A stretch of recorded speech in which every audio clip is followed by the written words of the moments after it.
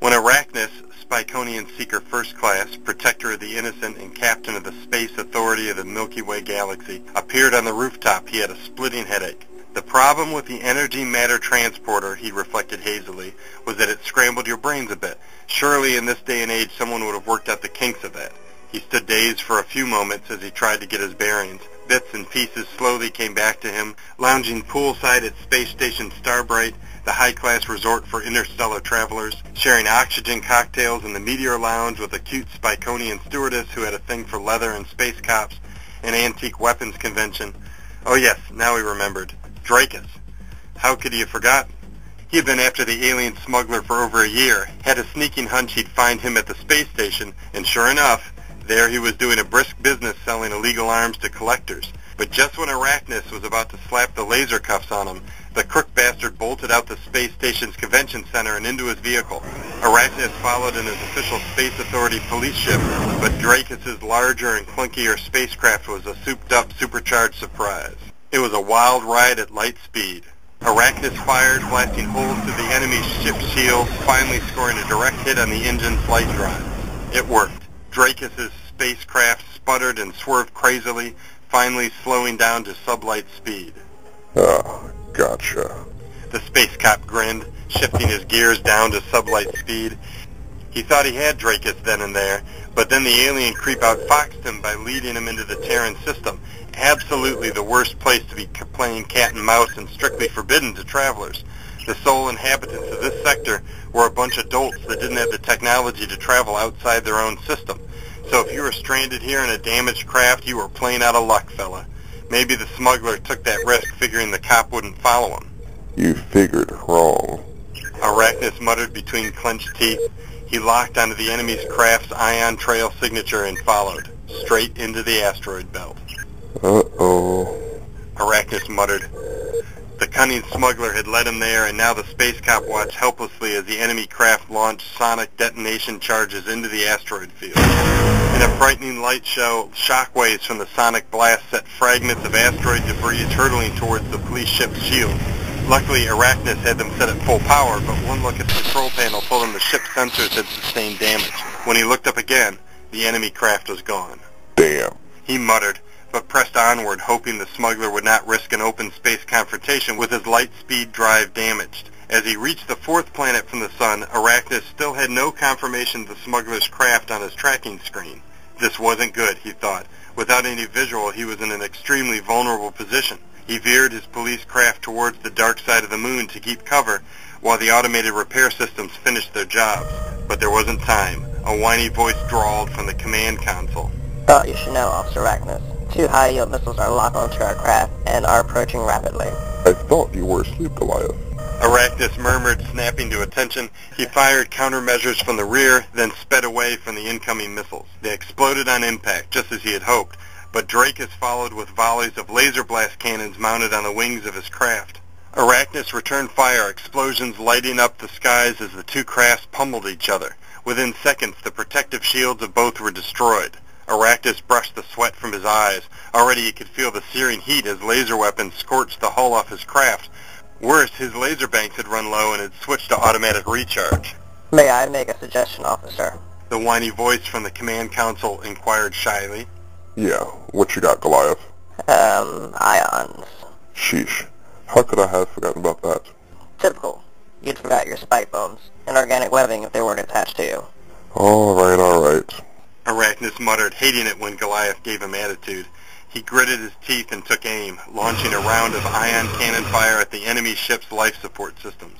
It was a bullseye, but Arachnus was not yet in the clear. His enemy had nothing to lose, and now emptied all his sonic charges at the patrol ship. Arachnus could only swerve to avoid fire, with no shields left and defenses running low. One direct hit could blow the police ship to smithereens. Arachnus waited it out until the last of the sonic charges exploded within a safe range of his craft, then continued his pursuit, following Dracus towards the third planet of the Terran system. He closed in, confident that the smuggler's craft had exhausted its weaponry, but once again he had underestimated the smuggler. A surprise torrent of laser fire shot out from the tail of the enemy craft, blasting a hole in through the police craft's hull and frying the navigational systems. Arachnus could do nothing. He had lost control of his craft and was caught in the tailwind of the enemy ship. He was following too fast and getting closer. A crash was inevitable. Goliath made the same assessment and whined, Engaging emergency matter transport. Arachnus gulped. Go with honor, Goliath. Likewise, Captain. The space cop braced himself. He had employed the EMT on a spacecraft only once before, and he had never forgotten the stomach-turning, brain-rattling feeling. Here we go, he thought as the dreaded blue and yellow lights enveloped him. He only hoped it would be quick. He saw and heard the explosion of the two crafts, so he naturally figured he was a goner. But he had forgotten the inexplicable phenomenon of the EMT. It transported the body first, while the mind lagged seconds behind. He was already safe on land when, too high above the strange blue planet to be noticed, the two spacecrafts were extinguished in a brilliant flash of color and light. He now wondered, where the hell am I? He knew the EMT always took the straightest path to dry land. This happened to be on the rooftop of the New Jersey Department of Labor building, situated at the edge of downtown Trenton, New Jersey. Of course, Arachnus didn't know the name of the building or the city or even the country. He did know what planet he was on, and he was grateful the EMT sent him to a place where there was clean air to breathe. It figured that the smuggler's spacecraft had a similar EMT and whisked its survivor to the same spot, and sure enough, there was Dracus appearing on the opposite end of the rooftop. You couldn't miss the ugly bastard in a crowd, Arachnus thought. He looked like a cross between a Terran human and one of their ugly flying nocturnal creatures. What did they call them? Bats. Arachnus watched Dracus touch something on his wrist. A weapon? But before he could determine that, the smuggler nodded with satisfaction and turned to face Arachnus. When I am done killing you, he said as he pulled a laser rifle from its holster strapped to his back, I will retrieve my priceless merchandise that is coming down from the upper atmosphere. Arachnus almost laughed. It sounded like a line from an old green and white grade Z Picto tale when the villain tells his intended victim the evil plan just before killing him. Our ships are dust, and so is your crappy cargo, Fang. Dracus visibly stiffened at this insensitive reference to his toothy visage. He was about to inform Arachnus that the females on his planet found his sharp, protruding teeth extremely sexy, but the space cop would doubtless have a snappy comeback for that. He usually did. Sorry to disappoint you. He replied with a forced smile. I sent my cargo into temporary orbits before the collision. Arachnus shrugged. Either way, you're coming with me, dead or alive. He touched the onyx device on the forearm of his uniform, forming a dark blue and gold full bodysuit with an alien script insignia on his chest. Once that was done, a blue translucent shield 30 inches in diameter appeared in front of him. Just in time, too, as Dracus fired at Arachnus, the combat shield deflected the green laser bolts as it shimmered and glowed. The problem with the body shield, Arachnus thought as he took the assault, was that it didn't cover your entire body. The smuggler knew that and fired at his feet. Arachnus jumped up to dodge the laser bullets, only he had overestimated this planet's gravity and somersaulted high into the air. Dracus tracked his orbit and fired at his feet again when he landed, but Arachnus dropped to a crouching position, lowering the shield to the ground where his feet should have been.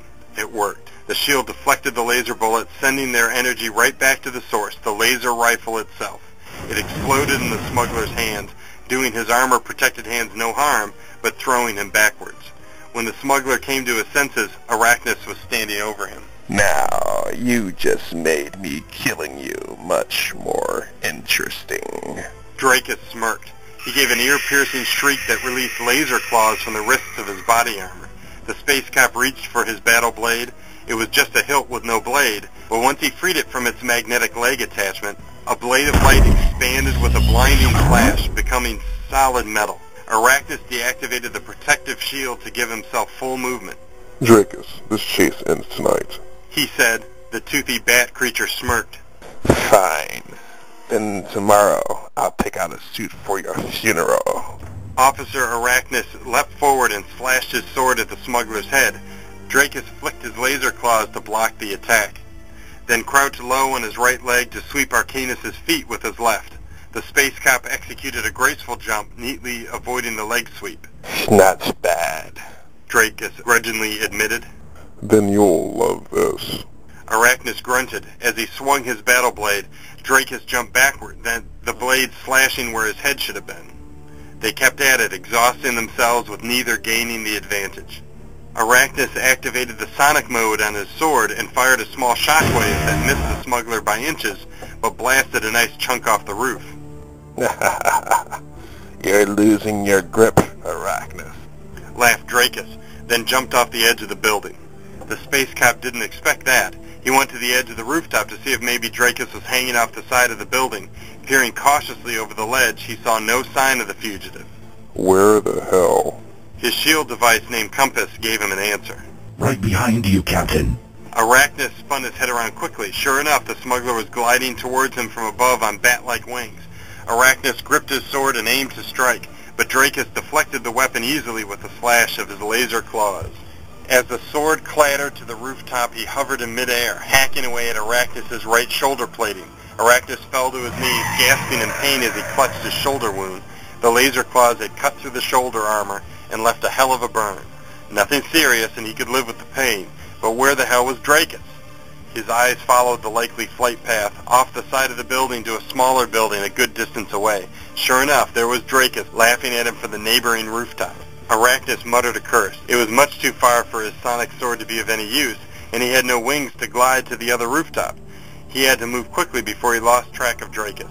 With a sinking feeling, he realized there was only one thing to do. Compass. How far is that building? After a bit of static, Compass told him the exact distance, the equivalent of 150 feet. Not advisable, Captain. Compass added. Thanks for the confidence boost. Arachnus replied dryly. No, seriously, Captain. Not advisable. Arachnus was getting annoyed at Compass. I didn't ask for your advice. He mumbled. He took several backward steps, judging the distance for a good running start, and then he ran. First slowly, then picking up speed as he reached the ledge. With his last step, he hurled himself off the roof with the strongest leap he could muster. Then once airborne, he took aim, jerking both arms towards his destination. Tiny harpoons shot out from each arm of his protective suit, flying on thin wire-like muscle tissue with blazing speed to their target. Once they made contact with the rooftop, they secured themselves and broke Arachnus's fall. Summoning all his strength, he reeled himself to the next building. Now came the hard part. Using the spike bones in his body armor, he scaled the building wall 3 stories to reach the rooftop, where Dracus lay in wait. As the space cop pulled himself over the ledge, Dracus slashed at him with laser claws. Arachnus hooked into one of the smuggler's spindly legs with one of his spike bones, and the bastard fell, howling in pain, affording Arachnus just enough time to hoist himself to the rooftop. Oh, that had to hurt. He grunted to Dracus as he released the sonic sword from his side. Consider it payback. He swiped at Dracus, who deflected the blade with his laser claws, giving him time to get back on his feet. They parried back and forth, Dracus having the advantage since Arcanus was close to the rooftop ledge. That rattled the space cop's concentration a bit. He was already losing his grip on his sword, and Dracus noticed that. With a fierce swipe of the laser claw, he hooked onto the sonic sword and pulled it upwards and away from him. The pressure forced Arachnus to his knees. Dracus laughed, a wide grin on his monstrous face. Oh, I do love this. You on your knees. Now beg for mercy. As he bent over Arachnus, ready to shove him over the ledge, a thin rope of vile drool leaked from his mouth and over the space cop's helmet.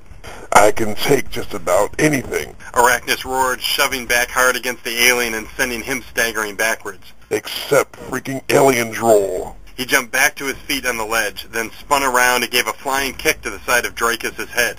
The sheer force of the kick sending the beast flying into the air, landing atop the rooftop skylight. Arachnus wiped the disgusting spittle from his helmet and arms, then angrily marched towards the skylight where Dracus lay writhing in agony. There was another sound, too, the glass of the skylight cracking around him. Arachnus took aim with his sword to finish him off, but in the split second it took for the sonic blast to reach Dracus, the glass shattered completely, and Dracus disappeared into the building. Damn. Arachnus thought. Standing at the edge of the skylight opening frame, he peered down into the darkened room below, but he could find no sign of Dracus, only shards of glass scattered on the floor. Only one thing to do, he thought with a sigh. With his sword poised and ready, he leapt through the jagged edges of the skylight atop the Chariot Hotel and into the new expansion studio of Rapid Action News.